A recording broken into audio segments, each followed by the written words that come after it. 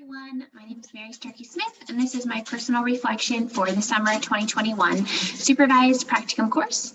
So through this reflection, I'm going to touch base on personal and professional growth I've experienced throughout this course, as well as diving deeper into some reoccurring learning tenets, thanks to course discussions and life experiences that have aided in my growth during this semester. So in reflecting on this semester for myself personally and professionally, while also thinking about our discussion topics that we've covered and materials that have been presented as food for thought, I developed the following key takeaways for this reflection.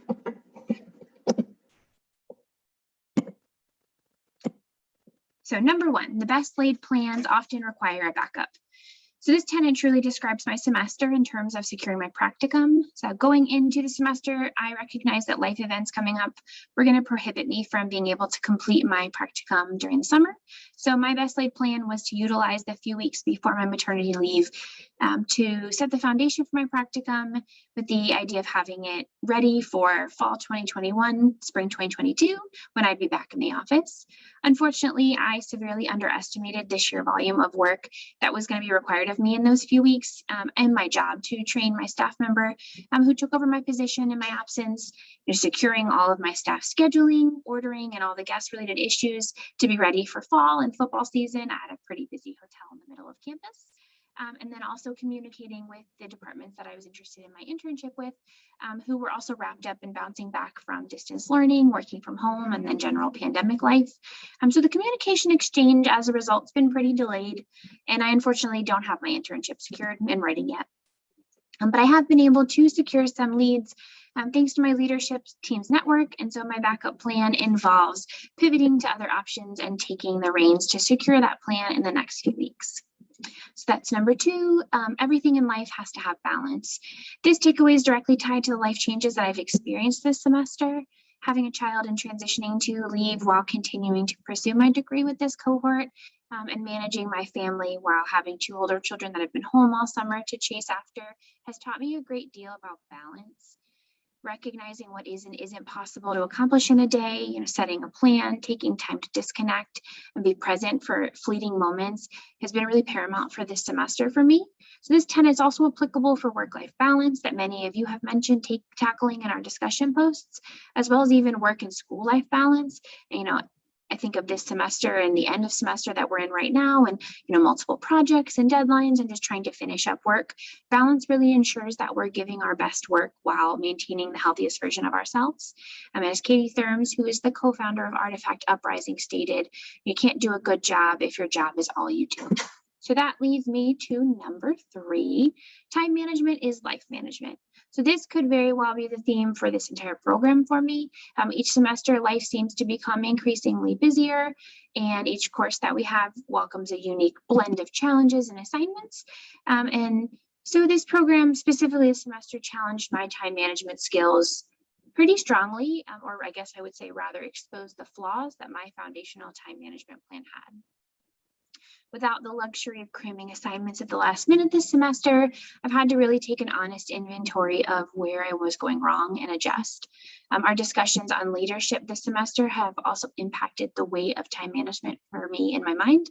One aspect that I consider highly valuable in the leaders that I seek to emulate is, the well-oiled machines that they become, seeming to have every deadline planned out into manageable time frames, which really helps guide their team to succeed without stress. So if I desire to improve my leadership, I really must improve my time management skills. So the best way to master that for me is to just implement it in my daily life.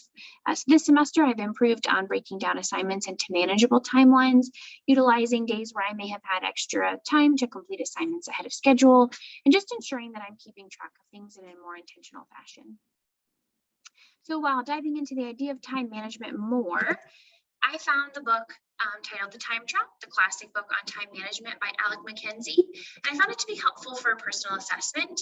While it's not a new book or a new concept, Mackenzie touches on recognizing time traps, and which are things that rob us of our energy and our focus and obviously our time.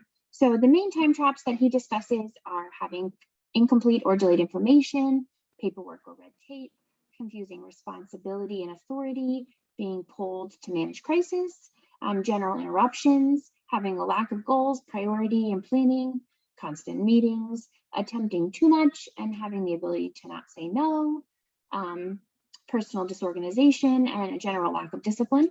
So recognizing these time traps and making plans to block or divert ourselves from them ensures our improvement in time management. So finally, the last tenet that I wanted to discuss, which many of my cohort has also touched on this semester is, and in this assignment rather, is the topic of leadership.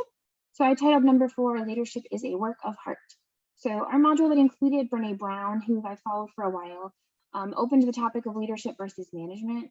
You know, we've discussed at length the differences between the two and how much of an impact a leader who supports and challenges their employees to grow, you know, while also advocating for their needs and ensuring that they have the tools to be successful without micromanaging them, you know, is so important. Brene Brown dives deep into leadership hard in her book titled Dare to Lead, Brave Work, Tough Conversations, Whole Hearts.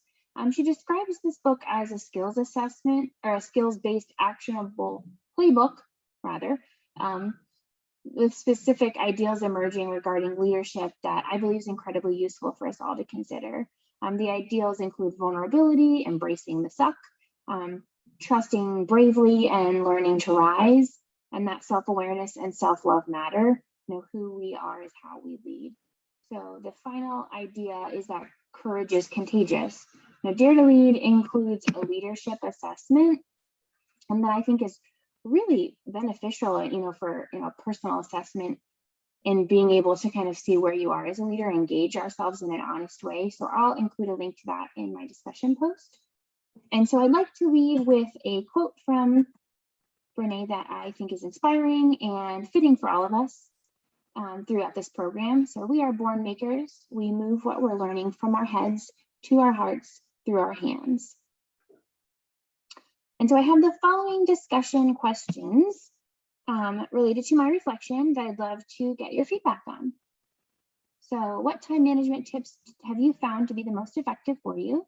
What keywords describe your personal leadership philosophy? And what goals do you have for yourself in terms of work-life balance for the coming year? So thanks for joining me with my reflection. The books I've referenced in my reflection are listed here on this last slide for your convenience. I look forward to hearing your responses and engaging with you in the chat.